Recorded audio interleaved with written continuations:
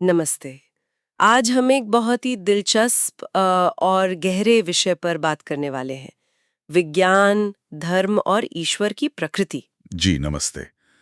और इसके लिए हम डॉक्टर रमेश कुशवाहा की किताब फिजिकल यूनिवर्स वर्चुअल गॉड के कुछ विचारों पर गौर करेंगे। हाँ, ये किताब पारंपरिक सोच से थोड़ी हटकर है ना? है ना? बिल्कुल। लेखक आस्तिकों और नास्तिकों दोनों के तर्कों को देखते हैं, पर अपना एक अलग ही सिद्धांत पेश करते हैं। तो आज हम उसी को समझने की कोशिश करेंगे। ठीक है।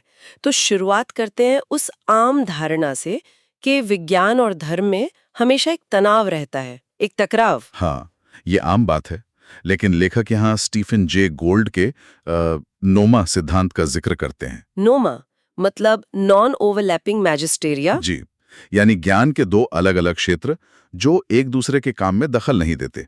विज्ञान अलग सवालों के जवाब देता है, धर्म अलग। अच्छा, जैसे विज्ञान बता सकता है कि कोई हादसा, मान लीजिए कार दुर्घटना, कैसे हुई, भौतिकी के कौन से नियम लगे। सही। लेकिन विज्ञान ये नहीं बता सकता कि उस हादसे से जुड़ा दुख क्यों है या जीवन का उद्देश्य क्या है। ये सवाल धर्म या दर्शन के क्षेत्र में आते हैं। तो ये कैसे बनाम क्यों वाली बात हुई। हाँ, बिल्कुल। और लेखक ये भी दिखाते हैं कि जब धर्म भौतिक दुनिया समझाने की कोशिश करता है, तो वो अक्सर कह सकते हैं कमजोर पड़ जाता है। जैसे वो उदाहरण देते हैं ना, हिंदू मान्यता के 5 तत्व और विज्ञान के 118 तत्व। हाँ, या इंद्रधनुष के 7 रंग, जबकि असल में तो अरबों रंग होते हैं। तो मतलब साफ है, दोनों के डोमेन अलग-अलग हैं। ठीक है, तो अगर इनके डोमेन अलग हैं, तो फिर ईश्वर के अस्तित्व वाले सवाल पर लेखक का क्या रुख है? क्योंकि ये तो धर्म का एक मुख्य सवाल है। हाँ, यहाँ वो कहते हैं कि ये एक बहुत ही व्यक्तिगत खोज है और जो धार्मिक ग्रंथ हैं, वो ईश्वर के सीधे शब्द नहीं, बल्कि इंसानों द्वारा लिखे गए हैं। अच्छा, और फिर वो अपने 2 सिद्धांत सामने रखते हैं। जी, पहला सिद्धांत है शाश्वत भौतिक ब्रह्मांड का। शाश्वत मतलब हमेशा से मौजूद। हाँ, उनका तर्क है कि अगर हम किसी बनाने वाले ईश्वर को सिद्ध नहीं कर सकते, तो ये मानना ज्यादा तर्कसंगत है कि ये भौतिक ब्रह्मांड हमेशा से था, शायद एक चक्र में। चक्र, जैसे बिग बैंग, फिर विस्तार, फिर संकुचन, बिग क्रंच। बिल्कुल। और फिर शायद एक नया बिग बैंग, इस तरह का एक चक्रीय मॉडल। ये तो काफी दिलचस्प है। इससे तो एक बाहरी बनाने वाले की जरूरत ही खत्म हो जाती है। हाँ, और ये विचार कुछ पूर्वी दर्शनों जैसे हिंदू, बौद्ध, जैन धर्मों के काफी करीब भी है, जहां ब्रह्मांड को अनादि माना गया है। सही। और उनका दूसरा सिद्धांत, वो वास्तविकता की प्रकृति के बारे में है ना? जी, दूसरा सिद्धांत दो वास्तविकताओं का है। 2 वास्तविकता है? हाँ, एक है बाहरी भौतिक दुनिया, ऑब्जेक्टिव, जो फिजिक्स के नियमों से चलती है। ठीक है। और दूसरी? दूसरी है हमारी अपनी आंतरिक आभासी दुनिया, ये सब्जेक्टिव है। इसे हमारी इंद्रियां और हमारा दिमाग बनाता है। आंतरिक आभासी दुनिया मतलब वो दुनिया जो हम अनुभव करते हैं। कि हम अपनी इस आंतरिक दुनिया के एक तरह से ईश्वर हैं। हम ही इसे बनाते हैं, हम ही अनुभव करते हैं। ये तो रोजमर्रा के अनुभव से भी जुड़ता है, जैसे एक ही तापमान का पानी किसी को ठंडा लगता है, किसी को गर्म। बिल्कुल।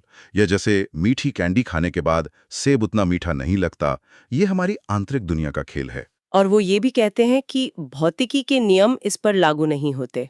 हाँ, ये बहुत महत्वपूर्ण बात है। क्वांटम मैकेनिक्स हो या रिलेटिविटी, ये सब बाहरी दुनिया के लिए हैं।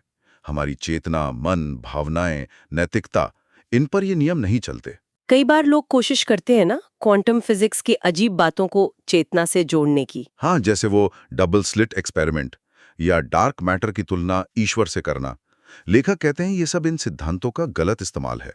वो बाहरी दुनिया के लिए बने हैं। तो ये जो हमारी आंतरिक आभासी दुनिया है, इसकी क्या खासियतें हैं? ये कैसे काम करती है? लेखक कुछ गुण बताते हैं।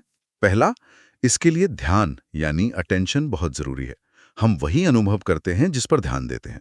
अच्छा, जैसे? जैसे टीवी देखते हुए खाना खाएं तो स्वाद पता नहीं चलता। उम्म, या वो ऑप्टिकल इल्यूजन होता है ना, बत्तख और खरगोश वाला, एक बार में एक ही दिखता है, जिस पर ध्यान दो। हाँ हाँ, समझ गई। और दूसरा, ये अरैखिक है, नॉन लीनियर, मतलब सीधी रेखा में नहीं बदलती, एस कर्व की तरह। एस कर्व, उदाहरण के लिए? जैसे बहुत ठंड लगने पर शरीर धीरे धीरे आदत डाल लेता है ना? या फिर खुशी का अनुभव, पहली शर्ट खरीदने पर ज्यादा खुशी, 10वीं पर कम। ये घटते प्रतिफल का नियम जैसा है। हाँ, ठीक है। और ये व्यक्तिपरक तो है ही। बिल्कुल। हर किसी का अनुभव अलग। एक ही कॉन्सर्ट दो लोगों को बिल्कुल अलग लग सकता है। और चौथी खासियत जो शायद सबसे अहम है, हाँ, कि ये लचीली है। इससे हमारे विश्वास, हमारे विचार बदल सकते हैं। मतलब हमारे सोचने का तरीका, हमारी फीलिंग्स और यहाँ तक कि शरीर को भी बदल सकता है। जी हाँ, लेखक के अनुसार यही आधार है आस्था से होने वाले इलाज का, प्रार्थना के असर का या पॉजिटिव थिंकिंग का। अरे वाह! जैसे लोग बताते हैं कि किसी मंदिर या मजार पर जाने से उनका दर्द चला गया। बिल्कुल। या कोई कॉमेडी शो देखकर थोड़ी देर के लिए बीमारी भूल जाना, या किसी बड़ी मुसीबत में अपना दर्द महसूस ना होना, ये सब हमारी इस शक्तिशाली आंतरिक दुनिया के उदाहरण हैं। तो इस पूरी बातचीत का सार निकालें तो कुछ मुख्य बातें उभर कर आती हैं। पहली, विज्ञान और धर्म के दायरे अलग-अलग हैं। हाँ, नोमा सिद्धांत। दूसरी, एक हमेशा से मौजूद चक्रीय ब्रह्मांड का विचार, जो बनाने वाले ईश्वर की जरूरत पर सवाल उठाता है। और तीसरी और शायद सबसे क्रांतिकारी बात कि हमारी असली दुनिया जो हमारे लिए मायने रखती है, वो हमारी अपनी बनाई हुई व्यक्तिपरक आंतरिक आभासी दुनिया है। सही कहा। संक्षेप में कहें तो हम जिस दुनिया को अनुभव करते हैं, उसके रचयिता हम खुद हैं। ये विचार तो सोचने पे मजबूर करता है। अगर हम अपने अनुभवों के निर्माता हैं, तो इस समझ का हमारे जीवन के अर्थ, हमारी खुशी, हमारे दुख, इन सब को देखने और बदलने में क्या मतलब हो सकता है? हाँ, ये एक गहरा सवाल है जिस पे सोचा जा सकता है। हम अपनी इस शक्ति का इस्तेमाल कैसे करते हैं, ये हम पर है।